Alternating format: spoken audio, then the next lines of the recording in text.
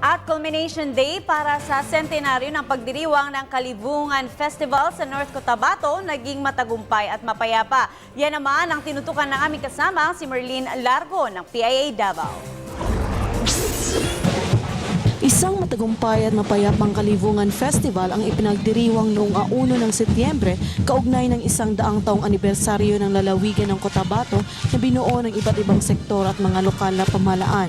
Ang pagdiriwang ay tinaguriang pasasalamat sa masaganang ani sa buong probinsya sa pamamagitan ng makukulay na kasuotan at magagarbong parada ng mga Moro, Kristiyano at Lumad bilang mga sinaunang tao sa lugar. Inulan man ang pagdiriwang ngunit mainit itong sinalubong ng mga taga North Cotabato kasabay ng mga nagagandahang kalahok ng street dancing competition na nagmula pa sa iba't ibang parte ng lalawigan at iba pang mga lugar sa Mindanao. Ang pamahalaan ng Cotabato ay nakipag-ugnayan sa Kagawaran ng Edukasyon, Technical Working Group o TWG na binubuo ng Provincial Governor's Office at iba't ibang tagapagmahala ng mga dibisyon ng paralan sa North Cotabato para sa di malilimutang selebrasyon. Pinangunahan ng Gobernador Emilio Lala J. Talinio Mendoza at ng mga kilalang personalidad ang nasabing okasyon kabilang na ang pagdating mismo ng Justice Secretary Leila de Lima na nagbigay ng mensahe para sa mga Cotabateños para ibahagi ang programa ng departamento sa ilalim ng kanyang pamamahala at para mas lalo pang mapaunlad ang pamumuhay ng mga taga-Cotabato at para tuluyang mabura ang korupsyon sa gobyerno.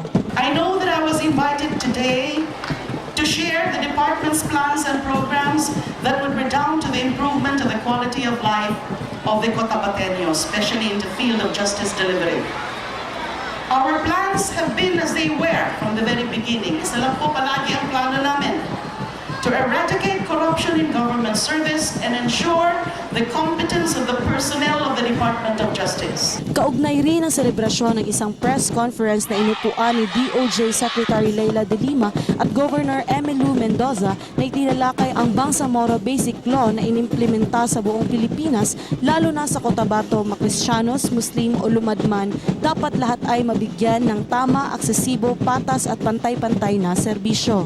Bago pa nagkaroon ng Comprehensive Agreement of Bangsamoro at bago pa nagkaroon ng Framework Agreement of the Bangsamoro, isa ang probinsya ng Cotabato kasama ang mga municipal mayors at board members ang nagsabi, kailangan may plebisito at binigayon ng ating presidente. Para sa Telebisyon ng Bayan, Merlin Largo, Philippine Information Agency, Davao.